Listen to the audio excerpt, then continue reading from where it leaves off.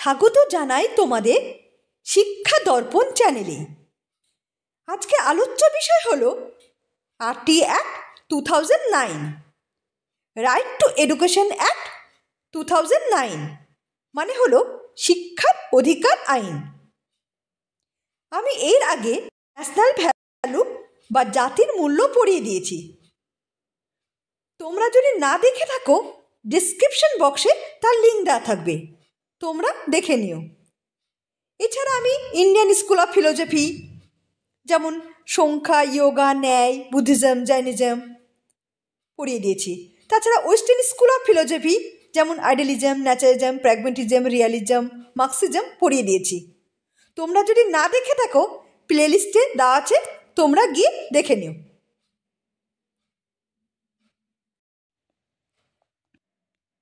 আর আমার পড়ানো যদি তোমাদের ভালো লেগে থাকে, তবে চ্যানেলটা লাইক, শেয়ার, সাবস্ক্রাইব করতে ভুলবে না। তাহলে দেরি না করে শুরু করা যায় শিক্ষার অধিকার আইন।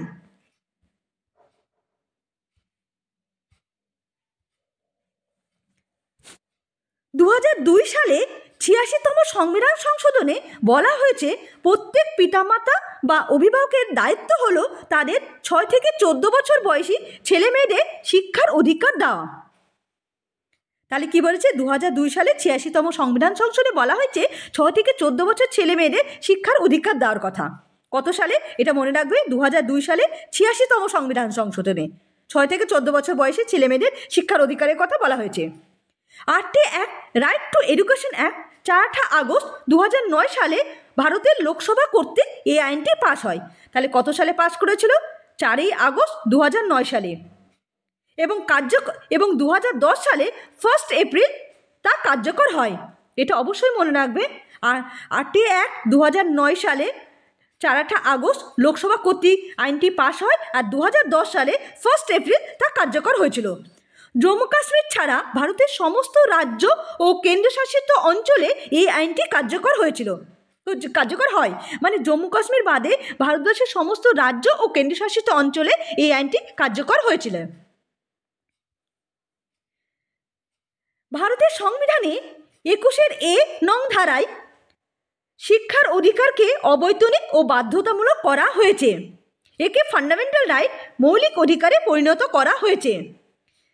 ভারতে 135তম দেশ যেখানে শিক্ষাকে একটি মৌলিক অধিকারে পরিণত করেছে। মানে এই লাইনটা একটু ঠিক দেখবে নেবে। ভারত একটা 35তম দেশ যেখানে শিক্ষাকে একটি মৌলিক অধিকারে পরিণত হয়েছে। তাহলে আমরা কি পড়লাম? আমরা এখানে পড়লাম 2002 সালে 86তম সংবিধান সংশোধনের এই আইনটি একটি মৌলিক মানে শিক্ষার অধিকার আইনটি হয়েছিল, আইনটি তৈরি করা হয়েছিল। কিন্তু এই আইনটি আরটি অ্যাক্ট তৈরি হয়েছিল 4 আগস্ট 2009 সালে, আর কার্যকর হয়েছিল 2010 সালে 1 এপ্রিল। 21 আর্টিকেলে এই মানে শিক্ষার অধিকার আইনটিকে একটা ফান্ডামেন্টাল আইন, মানে মৌলিক অধিকারে পরিণত করেছে। এই তারিখটা, এই ধারাটা অবশ্যই মনে রাখবে তোমরা, কারণ পরীক্ষার হলে পরে কত নং ধারা? 21 নং ধারায় শিক্ষার অধিকারকে একটা মৌলিক অধিকার, মানে ফান্ডামেন্টাল রাইটে পরিণত করা হয়েছিল। ভারত হলো 35তম দেশ যেখানে মৌলিক মানে শিক্ষাকে একটা মৌলিক অধিকার বলেছে। যে সমস্ত দেশগুলো শিক্ষাকে একটা মৌলিক অধিকার পরিণত করেছে, তার মধ্যে ভারত হলো 35তম দেশ। আশা করি বোঝা গেল। এরপরে কি আছে? এরপরে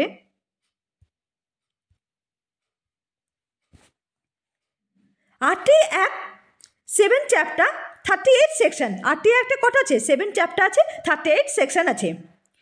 এসএনসি স্কুল ম্যানেজমেন্ট কমিটি গঠন করা হয়েছে। স্কুলের কাজকর্ম সঠিকভাবে পরিচালনা করার জন্য এসএনসি মানে স্কুল ম্যানেজমেন্ট কমিটি গঠন করা হয়েছে। এবার আমরা পড়ব আরটি অ্যাক্টের মানে বৈশিষ্ট্যগুলো কী কী, বৈশিষ্ট্যগুলো নিয়ে আলোচনা করব। ফার্স্ট বৈশিষ্ট্য কী আছে? অবৈতনিক বাধ্যতামূলক শিক্ষা। এই আইন অনুযায়ী 6 থেকে 14 বছর বয়সী শিশুদের, প্রতিবন্ধী শিশুদের, এটা 6 হবে, 6 থেকে 18, 18 বছর বয়সী বিদ্যালয়ের নাম নথিভুক্ত করতে হবে। শিশুদের বাসস্থান থেকে 1 কিলোমিটার দূরত্বে প্রাথমিক বিদ্যালয় ও উচ্চ প্রাথমিক বিদ্যালয় 3 কিলোমিটার দূরত্বে রাখতে হবে। এখানে কি বলা আছে? 6 থেকে 14 বছর বয়সী শিশুদের, মানে যারা প্রতিবন্ধী হয় তাদের 6 থেকে 18 বছর বয়সে তাদের বিদ্যালয়, মানে প্রত্যেকটা 6 থেকে 14 বছরের শিশুরা, মানে প্রতিবন্ধীদের মধ্যে 6 থেকে 18 বছরের শিশুরা বিদ্যালয় মানে যা বাধ্যতামূলক করা হয়েছে। প্রাথমিক শিক্ষার জন্য 1 কিলোমিটার দূরত্বে তাদের প্রাথমিক বিদ্যালয় স্থাপন করা হয়েছে, আর উচ্চ প্রাথমিক বিদ্যালয়ের জন্য 3 কিলোমিটার দূরত্বে একটি উচ্চ প্রাথমিক বিদ্যালয় স্থাপন করা হবে। তোমরা এটা মনে রাখবে, প্রাথমিক শিক্ষার্থীদের জন্য মানে প্রাথমিক বিদ্যালয় 1 কিলোমিটার দূরত্বে, মানে শিক্ষার্থীদের ছিল 1 কিলোমিটার দূরত্বে, উচ্চ প্রাথমিক পড়ানোর জন্য শিক্ষার্থীর জন্য বিদ্যালয় হবে 3 কিলোমিটার দূরত্বের মধ্যে। সকল শিশুর বিদ্যালয়ের নাম নথিভুক্ত করার সুযোগ দিতে হবে, মানে প্রত্যেকে যেন বিদ্যালয়ে যেতে পারে, বিদ্যালয়ে কোনো মানে বিদ্যালয়ে অ্যাডমিশনের মানে ভর্তির জন্য কোনো বাধা না হয়, এর জন্য বলা হচ্ছে সকল শিশুরা যেন বিদ্যালয়ে মানে ভর্তি হতে পারে তার সুযোগ করে দিতে হবে। এই আইনে শিশুদের বয়স অনুযায়ী শ্রেণী নির্বাচন করা কথা বলা হয়েছে। যেমন 8 বছর বয়সী কোনো শিশুকে 3য় শ্রেণীতে ভর্তি করতে হবে। মানে কি একটা 8 বছর বয়সী যদি কোনো শিশু আসে তাকে তখন আমরা ক্লাস 1-এ ভর্তি করবো না, তাকে ক্লাস 3-তে ভর্তি করেছে, মানে ভর্তি হবে 6 বছর, 6 বছরে মানে প্রথম শ্রেণী মানে প্রথম ক্লাস 1-এ, আর 3 বছর মানে 8 বছরে তার ক্লাস 3-তে ভর্তি হবে। এবার যদি 8 বছর বয়সে কোনো শিশু এসে বলে তাকে আমরা ক্লাস 1-এ না ভর্তি করে ক্লাস 3-তে ভর্তি হবে, তার জন্য তাকে এক্সট্রা পড়াশোনা করে আলাদা ক্লাস নিয়ে তাকে মানে ক্লাস 3 মানে পড়ার মতো উপযোগী করে তুলে তাকে 8 বছর বয়সে সেই শিশুটাকে ক্লাস 3-তেই ভর্তি করতে হবে। আশা করি বোঝা গেল। একটু দেখে নি কি আছে।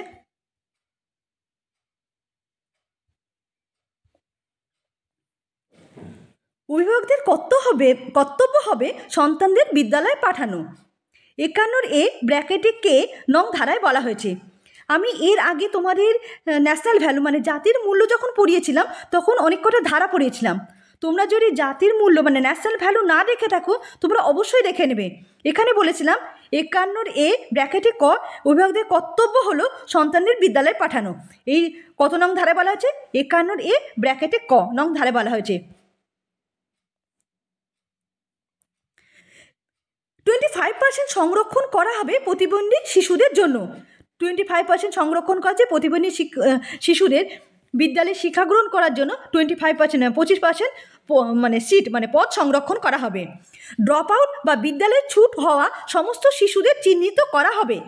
ড্রপ আউট মানে কি? ড্রপ আউট মানে হলো যেমন ক্লাস 1-এ 60 জন ভর্তি হলো, ক্লাস 5 উঠতে হতে সেটা হলো 30, মানে কত? আর 30 জন কোথায় গেল? 30 জন যে মাঝে ক্লাস ছেড়ে দিল, মানে 1 পড়লো তারপরে 2-এ ভর্তি না হয় পড়া ছেড়ে দিল, বা 3-তে ভর্তি না হয় ছেড়ে দিল, এই যে মাঝে মাঝে চলে যাচ্ছে একে বলা হয় ড্রপ আউট। এই ড্রপ আউট মানে যারা বিদ্যালয় ছেড়ে চলে যাচ্ছে তাদের চিহ্নিত করে তাদের বিদ্যালয়ে পাঠানোর ব্যবস্থা করতে হবে। 8টি অ্যাক্টে এ কথা বলা হয়েছে। এরপর আমরা কি পড়ব? বিদ্যালয় কেমন হবে? প্রাথমিক ও উচ্চ প্রাথমিক বিদ্যালয়ের জন্য কর্মদিবস হবে 200 দিন এবং 220 দিন। প্রাথমিকের জন্য 200 দিন আর উচ্চ প্রাথমিকের জন্য 220 দিন। প্রাথমিক উচ্চ প্রাথমিকদের পঠন পাঠনের সময় হবে 4 ঘন্টা ও 5 ঘন্টা। প্রাথমিকের জন্য 4 ঘন্টা আর উচ্চ প্রাথমিকের জন্য হবে 5 ঘন্টা। বিদ্যালয়ের শিক্ষক শিক্ষার্থী অনুপাত হলো প্রাথমিক শিক্ষকদের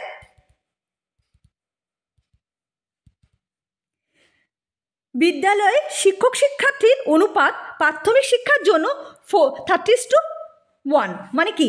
প্রাথমিক শিক্ষকদের জন্য 30 জন যদি স্টুডেন্ট হয় তার জন্য একটা করে টিচার, 30 জন স্টুডেন্ট একটা করে টিচার। আর উচ্চ প্রাথমিকের জন্য হবে 35 মানে 35:1, মানে প্রাথমিকের জন্য হবে 30:1 আর উচ্চ প্রাথমিকের জন্য হবে 35:1। যদি অতিরিক্ত বেশি হয়, খুব বেশি হলে 40-এর বেশি নেওয়া যাবে না, 40:1। তাহলে জানতে পারলে প্রাথমিকের জন্য 30:1 আর উচ্চ প্রাথমিকের জন্য 35:1 হবে। আশা করি বোঝা গেল। এরপরে দেখে নিই বিদ্যালয়ে ভর্তির সময় কোনো ক্যাপিটেশন ফি নেওয়া হবে না, এতে শাস্তিমূলক অপরাধ। মানে বিদ্যালয়ে ভর্তির সময় যদি মানে ফিজ না হয় সেটা মানে বারণ করা হয়েছে, সে যদি ভর্তির সময় ফিজ না হয় থেকে শাস্তিমূলক ব্যবস্থা নেওয়া হবে। কেন্দ্রীয় বিদ্যালয়, নবোদয় বিদ্যালয় এবং সৈনিক বিদ্যালয় ছাড়া সরকারের দ্বারা পরিচালিত সমস্ত বিদ্যালয় 6 থেকে 14 বছর বয়সী শিশুদের প্রাথমিক শিক্ষা দিতে হবে। মানে কেন্দ্রীয় বিদ্যালয়, নবোদয় বিদ্যালয় বা সৈনিক বিদ্যালয় ছাড়া সমস্ত সরকারি বিদ্যালয়ে 6 থেকে 14 বছর বয়সী শিশুদের বিনামূল্যে শিক্ষাদানের ব্যবস্থা করতে হবে। কোনো রকম টিউশন ফি নেওয়া যাবে না, কোনো শাস্তিমূলক অপরাধ, বিনা মূল্যে শিক্ষাদানের ব্যবস্থা করা। এর জন্য কি বলা হয়েছে, text book, uniform and written material দেওয়ার কোনো মূল্য না যাবে। এই যে এখানে কি টেক্সট বুক দেওয়া, ইউনিফর্ম দেওয়া বা রাইটিং মেটেরিয়াল মানে খাতা বই দেওয়ার জন্য, তার জন্য কোনো পয়সা না যাবে না, সেজন্য নিলে শাস্তিমূলক ব্যবস্থা করবে, তাহলে কোনো স্কুল থেকে কোনো পয়সা নিতে পারবে না। এবার আমরা কি বলবো, শিক্ষক কেমন হবে? শিক্ষক শিক্ষণ প্রতিষ্ঠানগুলিতে শিক্ষকদের ন্যূনতম যোগ্যতা থাকতে হবে। প্রত্যেক শিক্ষককে আগামী 5 বছরের মধ্যে ন্যূনতম শিক্ষাগত ও পেশাগত যোগ্যতা অর্জন করতে হবে। এবার কি আছে,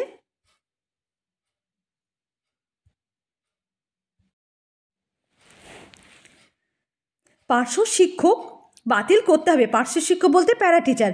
আরটি একটি পরিষ্কার প্যারা টিচার নিয়োগের কথা, মানে প্যারা টিচার নিয়োগ করা যাবে না, তা পরিষ্কার বলে দিয়েছে। সরকারি শিক্ষক প্রাইভেট টিউশন পড়ানোর জন্য নিষেধাজ্ঞা জারি করা হয়েছে। যারা সরকারি টিচার হবে না, শিক্ষক হবে, তারা কোনো প্রাইভেট টিউশন পড়াতে পারবে না। তারপরে কি পয়েন্ট আছে, প্রত্যেক শিক্ষণ নিয়ম মতো ও সময় মতো বিদ্যালয়ে উপস্থিত থাকতে হবে। সময় মতো নির্দিষ্ট পার্থক্যে পড়ানোর শেষ করতে হবে, মানে প্রত্যেক শিক্ষকের নির্দিষ্ট টাইমে বিদ্যালয়ে উপস্থিত করা বাধ্যতামূলক করা হয়েছে। শিক্ষাদান ছাড়া অন্য কোনো বিষয়ে শিক্ষকদের নিয়োগ করা যাবে না। শিক্ষকদের কাজই হলো শিক্ষাদান করে, শিক্ষাদান ছাড়া অন্য কোনো কাজে শিক্ষকদের নিয়োগ করতে হবে না। এখানে কি বলেছে, কেবল সরকারি জনগণনা নির্বাচনের কাজে, প্রাকৃতিক বিপর্যয় ত্রাণ কাজে শিক্ষকদের নিয়োগ করা যাবে। মানে কি, শিক্ষকদের শিক্ষাদান বাদে কোনো কাজে নেই, কিন্তু জনগণনার কাজে বা প্রাকৃতিক বিপর্যয়ের সময় জনগণকে সাহায্য করার জন্য এই সমস্ত কাজের জন্য শিক্ষকদের নিয়োগ করা যাবে। এগুলো করা কম্পালসারি বলা হয়েছে।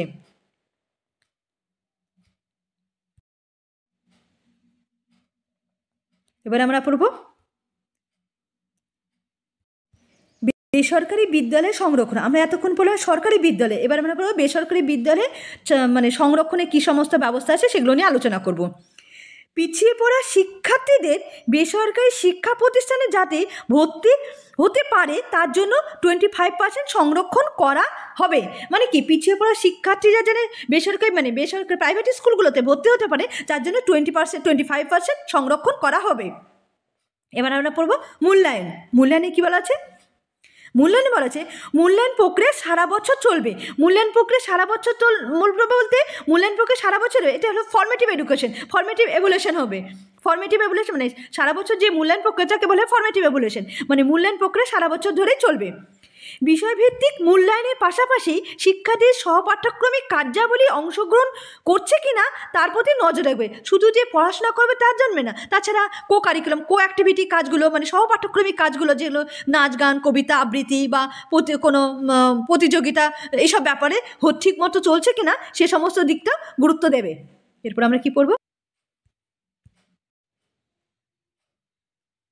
এবার আমরা পড়ব তত্ত্বাবধান সংস্থা। এই যে শিক্ষার অধিকার আইন তৈরি হয়েছে, সেই শিক্ষার অধিকার মানে এই যে আরটি অ্যাক্ট তৈরি হয়েছে, তা ঠিকমতো কাজকর্ম তদারকি হচ্ছে, মানে ঠিকমতো কাজকর্ম হচ্ছে কিনা তার জন্য কয়েকটা সংস্থা আছে, যে সংস্থা আছে সেগুলো নিয়ে আলোচনা করব। আরটি অ্যাক্ট ঠিকমতো হচ্ছে কিনা তা তদারকি করার জন্য কেন্দ্রে NCPCR national commission for protection of children right, আর রাজ্য স্তরে national commission for protection of children right. কেন্দ্রে কী গঠন করেছে, NCPCR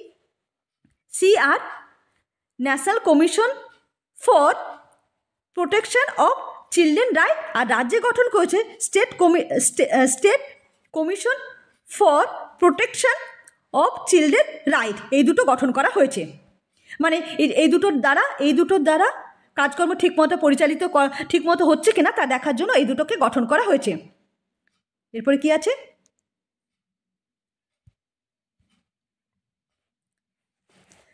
আরটি অ্যাক্ট প্রয়োগ করার দায়িত্ব ন্যস্ত ন্যস্ত থাকবে কেন্দ্র দপ্তরের হাতে, মানে আরটি অ্যাক্ট ঠিকমতো কাজকর্ম পরিচালিত করছে কিনা তার দায়িত্ব ন্যস্ত থাকবে কেন্দ্র দপ্তরের হাতে। কেন্দ্র দপ্তরের কাজ হবে পিআরসি মানে পঞ্চায়েতি রাজ ইনস্টিটিউশনের সঙ্গে যুক্ত হয়ে কাজ করে। এই যে কেন্দ্র সরকার কাজ করবে কী কী, কেন্দ্র সরকার পঞ্চায়েতের মাধ্যমে সে কাজকর্ম ঠিক মানে পরিচালিত হচ্ছে কিনা তা দেখবে। এবার আমরা কি পড়লাম আরটি অ্যাক্ট ঠিকমতো কাজ করছে তদারকি করার জন্য দুটো সংস্থা গঠন হয়েছে।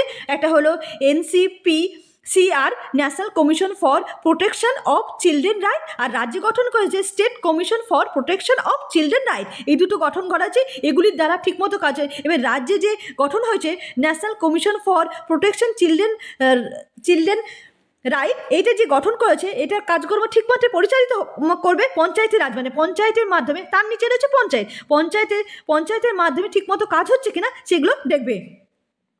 এরপর আমরা কি পড়ব, আমরা পড়ব মানে অপরিহার্য যে সমস্ত দিনগুলি স্কুল চালানোর জন্য যে সমস্ত জিনিসগুলো অপরিহার্য মানে প্রয়োজনীয় সেগুলো নিয়ে আলোচনা করব। এখানে যে অপরিহার্য জিনিসগুলো কী কী, শিশুদের খেলার মাঠ, মানে একটা স্কুলের মধ্যে একটা বিদ্যালয়ের মধ্যে অবশ্যই ছেলেদের মানে শিশুদের যেন খেলার মাঠ থাকে সেটা দেখতে হবে। পানীয় জলের ব্যবস্থা, বিদ্যালয়ের জন্য ঠিকমতো পানীয় জলের ব্যবস্থা থাকে সেটা দেখতে হবে। মিড ডে মিলের ব্যবস্থা, মিড ডে মিল মানে কি, অনেক শিশুরা আছে না মানে খেতে পায় না, মানে ছোটো বাচ্চারা খাওয়ার জন্য ছোটোবেলায় কাজ করতে শুরু হচ্ছে, হোটেলে কাজ করছে, দোকানে কাজ করছে, এই যেন না হয় এই জন্য স্কুলগুলোতে মিড ডে মিলের ব্যবস্থা করছে। এই মিড ডে মিলের ব্যবস্থা প্রত্যেকটা স্কুলে মানে প্রয়োজনীয় বলে মনে করছে, তার জন্য মিড ডে মিলের ব্যবস্থা আছে। নির্দিষ্ট লাইব্রেরি থাকবে, প্রত্যেক শিক্ষকদের জন্য আলাদা ক্লাসরুম, আলাদা অফিস রুম থাকবে, মানে কি প্রত্যেকটা স্কুলে শিক্ষকদের মানে শিক্ষার্থী পড়ানোর জন্য আলাদা ক্লাসরুম থাকবে এবং টিচারদের জন্য আলাদা অফিস রুমও থাকবে। খেলার সরঞ্জাম মানে যারা খেলাধুলার জন্য নির্দিষ্ট সরঞ্জাম থাকবে। তাহলে আমরা কি পড়লাম, খেলার মাঠ অবশ্যই থাকবে, পানীয় জলের ব্যবস্থা থাকবে, মিড ডে মিলের ব্যবস্থা থাকবে, লাইব্রেরি থাকবে, শিক্ষকদের জন্য আলাদা ক্লাসরুম থাকবে, শিক্ষার্থীরা যদি ক্লাস ঠিক করে নিতে পারে তাদের আলাদা ক্লাসরুম থাকবে এবং আলাদা অফিস রুম থাকবে, আলাদা অফিস রুম তৈরি করা হবে, আর খেলার সরঞ্জাম থাকবে। আশা করি বোঝা গেল।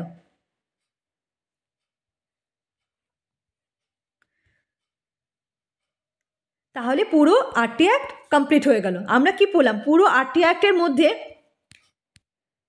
এই ধারাগুলো, যে সমস্ত ধারার মধ্যে মানে আমরা 2002 সালে 86তম সংবিধান সংশোধন, তোমরা অবশ্যই মনে রাখবে 2002 সালে 86তম সংবিধান সংশোধনে সে মানে 6 থেকে 14 বছর বয়সী শিশুদের শিক্ষাদান বাধ্যতামূলক করা হয়েছে। 21 নং আর্টিকেলে কী বলা হয়েছে আমি বলে দিয়েছি, তোমরা মনে রাখবে। আগে শিক্ষার অধিকারকে ফান্ডামেন্টাল রাইটে ছিল না, কিন্তু 21 এ নং ধারা থেকে শিক্ষাকে ফান্ডামেন্টাল রাইটে পরিণত করা হয়েছে। আরটি অ্যাক্টের বৈশিষ্ট্যগুলো কী কী, অবৈতনিক বাধ্যতামূলক শিক্ষা, আরটি অ্যাক্টের মধ্যে বিদ্যালয় ব্যবস্থা কীরকম থাকবে এসব নিয়ে আলোচনা। শিক্ষকদের অবস্থা কেমন, শিক্ষক কীভাবে শিক্ষা গ্রহণ করবে, তার শিশুদের মধ্যে শিক্ষাদান কীভাবে করবে সেই সমস্ত নিয়ে আলোচনা করব। বেসরকারি প্রতিষ্ঠানগুলিতে আরটি অ্যাক্টের মাধ্যমে শিশুদের কত % সংরক্ষণ, 25% সংরক্ষণ করা আছে সেগুলো আলোচনা করলাম। মূল্যায়ন ব্যবস্থা সারা বছর মূল্যায়ন থাকবে, মানে ফর্মেটিভ এভ্যালুয়েশন চলবে, শিশুদের মধ্যে সারা বছর শিক্ষা মূল্যায়ন করা হয়েছে। আরটি অ্যাক্টের মাধ্যমে মানে কাজকর্ম ঠিকমতো পরিচালিত হচ্ছে কিনা তার তদারকি করার জন্য দুটো সংস্থা গঠন করা হয়েছে, সেগুলো নিয়ে আলোচনা করলাম। এসবগুলো তোমরা ভালো করে পড়ে নেবে, কারণ যে কোনো কম্পিটিশন পরীক্ষা মানে সব কিছুতে আরটি অ্যাক্ট অবশ্যই দরকার। তা তো এই জন্য এটা তোমরা ভালো করে দেখবে। আর আমার পড়ানো যদি তোমাদের ভালো লেগে থাকে তবে চ্যানেলটা লাইক, শেয়ার অ্যান্ড সাবস্ক্রাইব করতে ভুলবে না। ধন্যবাদ।